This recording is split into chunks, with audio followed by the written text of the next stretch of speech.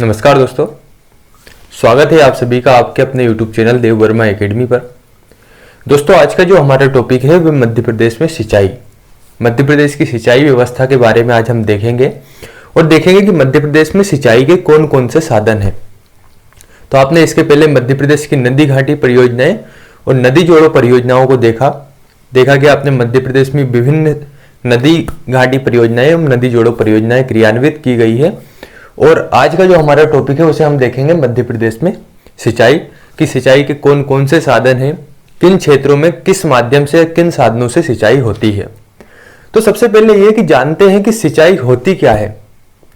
आप सभी सिंचाई के नाम से परिचित भी होंगे और अगर मान लीजिए कि एमपीपीएससी मेंस में क्वेश्चन बनता है 3 मार्क्स में कि सिंचाई की परिभाषा ही अगर आपको लिखना है तो आप क्या लिखते हैं। तो देखिए, परिभाषा के हिसाब से या यूं कहें कि इसे सिंचाई को ऐसे परिभाषित किया गया है कि अपर्याप्त वर्षा या अवर्षा की स्थिति में कृत्रिम रूप से जब आप फसलों को पानी देते हैं तो उसे सिंचाई कहा जाता है। लेकिन अधिकांशतः हम इस परिभाषा को समझ नहीं पाते हैं। तो साधारण भाषा में यह अर्थ है कि जब ऐसी स्थिति आती है जबकि वर्षा नहीं होती है, या यूं कह सकते हैं कि वर्षा की पर्याप्त मात्रा नहीं होती है जिससे कि हमारी सिंचाई या कह सकते हैं फसलों को जितनी सिंचित सिंचाई चाहिए होती है, जितना पानी चाहिए होता है उतनी पानी की वर्षा नहीं होती है। तो ऐसी स्थिति में जब हम कृत्रिम रूप से, जैसे मान लीजिए आपके नहर से, तालाब से, नलकूप से अर्थात ट्यूबवेल या कुओं के माध्यम से जब हम सिंचाई करते हैं तो वो कृत्रिम रूप से हम सिंचाई कर रहे हैं, जिसे कहते हैं सिंचाई। तो यहाँ पर मध्य प्रदेश में सिंचाई को हमें देखना है और सिंचाई में हम सबसे पहले ये देखते हैं कि मध्य प्रदेश में सिंचाई का इतिहास रहा क्या है। उसके पश्चात हम देखेंगे मध्य प्रदेश में सिंचाई के कौन कौन से साधन हैं।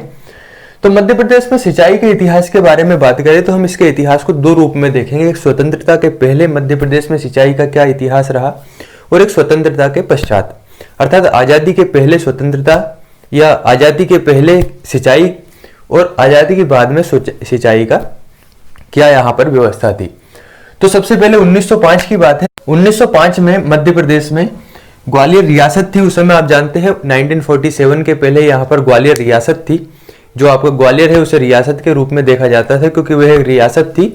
तो ग्वालियर रियासत के जो महाराजा थे, उन ग्वालियर रियासत के महाराजा द्वारा यहाँ पर मध्य प्रदेश में सिंचाई विभाग की स्थापना की गई। मैंने लिखा हुआ है 1905 सिंचाई विभाग की स्थापना ग्वालियर महाराजा द्वारा। तो सबसे पहले 1905 में मध्य प्रदेश में सिंचाई विभाग की स्थापना होती है और यह आजादी के पहले की बात रहती है। तो मैंने यहाँ पर लिखा हुआ है इतिहास के बारे में, जो कि मध्य प्रदेश में सिंचाई का इतिहास हम देख रहे हैं।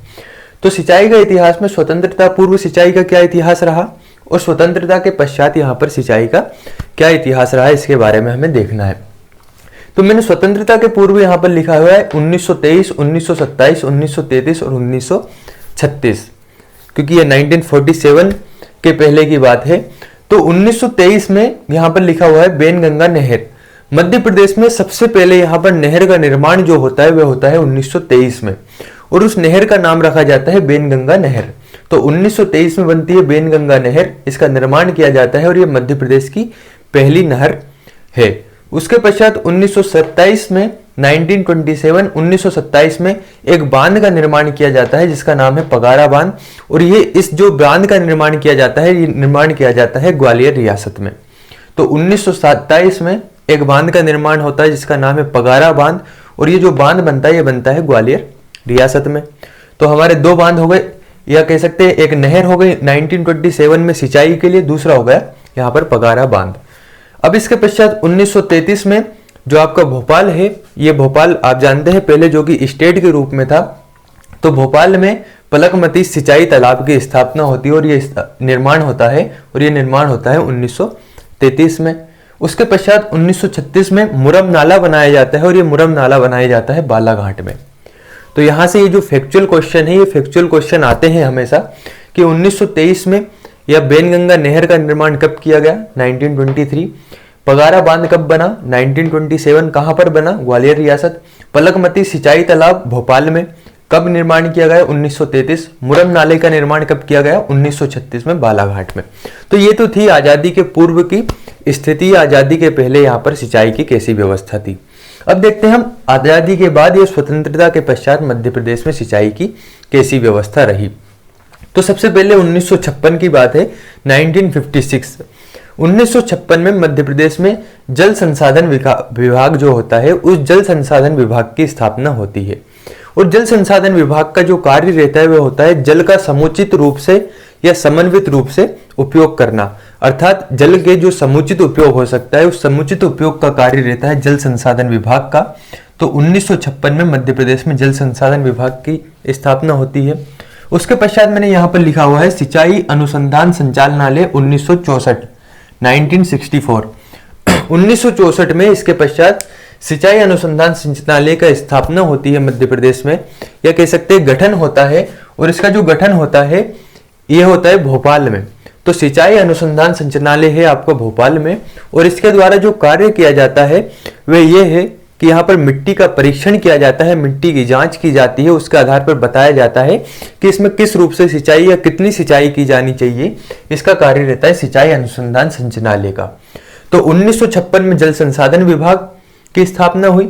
1964 में गठन हुआ सिंचाई अनुसंधान संचालनालय जो कि है भोपाल में। उसके पश्चात 1976 में मध्य प्रदेश में सिंचाई उद्वहन निगम इसकी स्थापना होती है, और इसका कार्य भी सिंचाई का ही रहता है कि सिंचाई की व्यवस्था के रूप में जो भी कार्य करना है वह रहता है मध्य प्रदेश सिंचाई उद्वहन निगम का, और इसकी स्थापना होती है 1976। तो एक बार हम देखते हैं मध्य प्रदेश के सिंचाई का इतिहास। स्वतंत्रता के पूर्व 1923 में बेनगंगा नहर मध्य प्रदेश की पहली नहर, 1927 में पगारा बांध जो कि ग्वालियर रियासत में बना, 1933 में पलकमती सिंचाई तालाब भोपाल में, 1936 में मुरम नाला बालाघाट में। स्वतंत्रता के पश्चात या आजादी के पश्चात 1956 में जल संसाधन विभाग की स्थापना होती है। उसके पश्चात सिंचाई अनुसंधान संचालनालय जो कि 1964 में इसका गठन होता है, और यह है आपका भोपाल में। 1976 में मध्य प्रदेश सिंचाई उद्वहन निगम की स्थापना होती है। तो ये तो था मध्य प्रदेश का सिंचाई का इतिहास। अब हम ये देखते हैं कि मध्य प्रदेश में सिंचाई के साधन कौन कौन से हैं जिसके द्वारा मध्य प्रदेश में सिंचाई होती है। तो मैंने यहाँ पर मैप बनाया हुआ है, आप मैप को देख सकते हैं, और मैंने इधर लिखा हुआ है मध्य प्रदेश में सिंचाई के साधन की कौन कौन से साधन हैं जिनसे मध्य प्रदेश में सिंचाई होती है।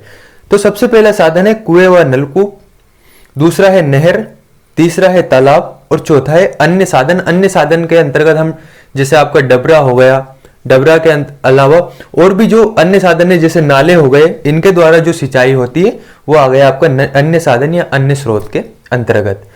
तो हम कुएं एवं नलकूप की बात करें तो मध्य प्रदेश के 67.34% या 67.34% जो परसेंट भाग है मध्य प्रदेश का, उस पर जो सिंचाई होती है वह होती है कुएं एवं नलकूप से।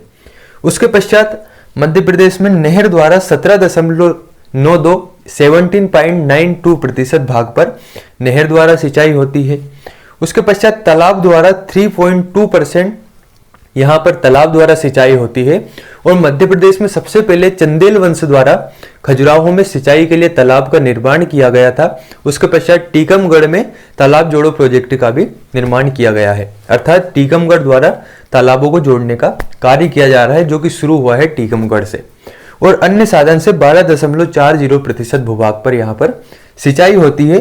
तो हम इसको मैप के थ्रू देखते हैं कि कौन से वाले भाग में किस, या कह सकते हैं कि कुएं एवं नलकूप से कहां कहां पर सिंचाई होती है, नहर से किस क्षेत्र में सिंचाई होती है, वो आप एक बार मैप में देखेंगे तो आसानी से समझ सकते हैं। अब देखिए मैंने ये जो मैप बनाया हुआ है इसमें मैंने यहाँ से इस वाले जो क्षेत्र में लिखा हुआ है इसको लिखा हुआ है कुएं व नलकूप से। तो ये जो क्षेत्र है आपका मध्य प्रदेश का पश्चिमी मालवा क्षेत्र आ गया, यहाँ पर पश्चिमी क्षेत्र आ गया, उसके पश्चात निमाड़ वाला क्षेत्र, और जो आपका कुछ उत्तर पूर्वी या उत्तर पश्चिमी जिले हैं वे भी इसके अंतर्गत आते हैं। तो मुख्य रूप से ये वाला जो क्षेत्र है आपका इधर वाला, इस वाले क्षेत्र में मध्य प्रदेश के कुएं व नलकूप से सिंचाई होती है। और मध्य प्रदेश के लगभग 67.34% भूभाग पर कुएं व नलकूप से यहाँ पर सिंचाई होती है। तो इस क्षेत्र में अगर हम बात करें कि अगर यहाँ पर हमें पर्टिकुलर कहना पड़े कि सबसे ज्यादा किस क्षेत्र में कुएं से सिंचाई होती है या किस जिले में कुएं से सिंचाई होती है, तो वह है आपका मंदसौर जिला। मंदसौर जिले में कुएं द्वारा सर्वाधिक सिंचाई होती है। वहीं यहाँ पे है आपका इंदौर जिला, इस इंदौर जिले में नलकूप या ट्यूबवेल द्वारा सर्वाधिक सिंचाई होती है। अब देखिए क्वेश्चन ये है कि क्या सिर्फ कुएं एवं नलकूप से ही संपूर्ण क्षेत्र में सिंचाई होती है? तो ऐसा नहीं है। मुख्य रूप से हम ये देख रहे हैं कि कौन से क्षेत्र में सर्वाधिक सिंचाई किससे हो रही है, उस चीज को हम यहाँ पर डिफाइन कर रहे हैं। ऐसा नहीं है, क्योंकि आप जानते हैं यहाँ से नर्मदा नदी निकल रही है, इधर की ओर से आपकी चंबल नदी प्रवाहित हो रही है, और यहाँ पर बहुत सी नदी है, जैसे माही नदी निकल रही है। माही नदी के अलावा और भी नदियां हैं जो कि इस भूभाग में यहाँ पर प्रवाहित होती है, तो वहां से उन नदियों के द्वारा तो सिंचाई होती ही होगी। लेकिन यहाँ पर हम पर्टिकुलर रूप से ये देख रहे हैं कि अधिकांशतः किस चीज से यहाँ पर सिंचाई होती है, कौन से साधन द्वारा सिंचाई होती है, तो उन साधनों को हम यहाँ पर देखते हैं। तो ऐसी स्थिति में हम पता लगाते हैं कि इस वाले क्षेत्र में सर्वाधिक सिंचाई कुएं व नलकूप से होती है, जिसमें मंदसौर जिले में सर्वाधिक कुएं द्वारा सिंचाई होती है और इंदौर जिले में नलकूप द्वारा या ट्यूबवेल द्वारा सिंचाई होती है। और ये क्षेत्र कौन सा है आपका? तो यहाँ पर है आपका मालवा का पठार, मध्य प्रदेश के पश्चिमी जिले और निमाड़ वाला क्षेत्र। अब देखिए, कभी कभी आप जब अन्य बुकों में पढ़ेंगे तो वहां पर आप यहाँ पर कुएं द्वारा अन्य जिलों को भी देखेंगे, तो कंफ्यूज में नहीं आना है।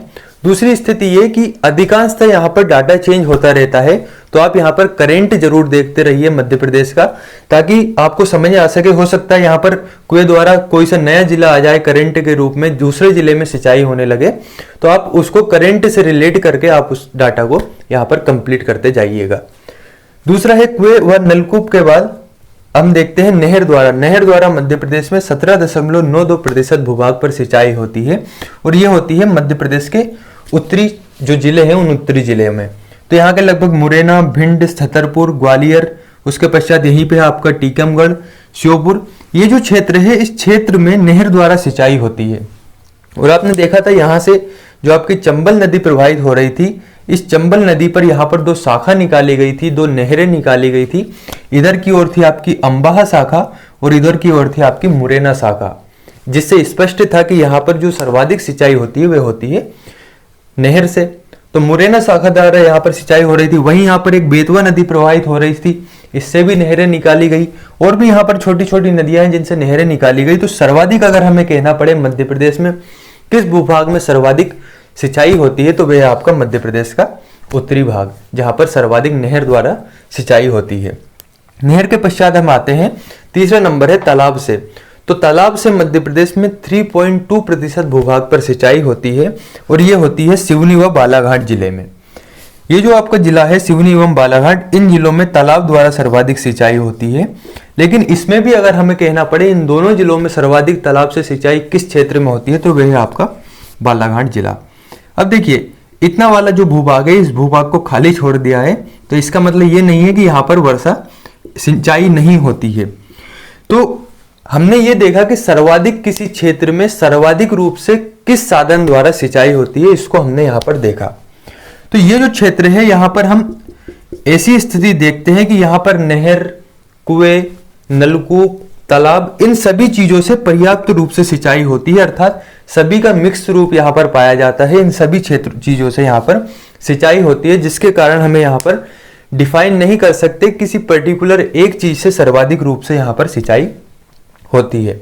वही चौथा साधन था अन्य साधन में, जैसे नाले हो गए, डबरे हो गए। तो मध्य प्रदेश के संपूर्ण भाग में कहीं ना कहीं नाले, डबरे या इन चीजों से सिंचाई होती रहती है। तो ये है आपका मध्य प्रदेश में सिंचाई के साधन। अब देखिए, ऊपर की ओर मैंने लिखा हुआ है सर्वाधिक सिंचित जिला, शुद्ध सिंचित जिला और न्यूनतम सिंचित जिला। तो ये क्वेश्चन में फैक्चुअल रूप में आ सकता है कि सर्वाधिक सिंचित जिला मध्य प्रदेश का कौन सा है, न्यूनतम सिंचित जिला कौन सा है, और उसके पश्चात शुद्ध सिंचित जिला कौन सा है। तो पहला है सर्वाधिक सिंचित जिला, वह आपका होशंगाबाद, शुद्ध सिंचित जिला मंडला और न्यूनतम सिंचित जिला डिंडोरी। तो मैंने यहाँ पर कुछ फैक्ट लिखे, सबसे पहले आप इन फैक्ट को देख लीजिए। आपके एग्जाम में यहाँ से फैक्ट आ सकते हैं। और मैंने जैसा कि कहा कि आपको जब आर्थिक सर्वेक्षण यहाँ पर प्रस्तुत होता है, जैसे अभी आपका 2018-19 का जो आर्थिक सर्वेक्षण प्रस्तुत हुआ उसके आधार से ये आंकड़े हैं, तो आप यहाँ पर जैसे ही 1920 का जब भी आर्थिक सर्वेक्षण आए तो उसके द्वारा आपके आंकड़े अपडेट कर लीजिए, क्योंकि ये आंकड़े आपके अपडेट होते रहते हैं। तो अगर हम राज्य के जो नदी बेसिन है उन नदी बेसिनों के जल की बात करें, तो राज्य के नदी बेसिनों में लगभग 81.5 अरब घन मीटर यहाँ पर राज्य के नदी बेसिनों में जल है। वहीं अगर हम शुद्ध भूमिगत जल की बात करें, इनमें से शुद्ध भूमिगत जल है आपका 35.03 अरब घन मीटर, और शुद्ध जो सतही जल है, जो आपका सतही जल है राज्य में, वह शुद्ध सतही जल है 56.80 अरब घन मीटर। और अगर हम सभी प्रकार के जल की बात करें जिसमें संपूर्ण राज्य के जल को मिला दे, यहाँ पर सिर्फ आपको नदी बेसिनों वाला जल था, लेकिन संपूर्ण जल जो कि नदी बेसिनों के अलावा और अन्य माध्यम से जो जल यहाँ पर प्राप्त होता है, उस जल को भी मिला दे तो यहाँ पर सभी प्रकार का जल है 91.80 अरब घन मीटर। तो क्वेश्चन यहाँ से फैक्चुअल रूप में बन सकता है कि राज्य में शुद्ध सतही जल कितना है, तो 56.80 अरब घन मीटर। शुद्ध भूमिगत जल कितना है, तो 35.03 अरब घन मीटर।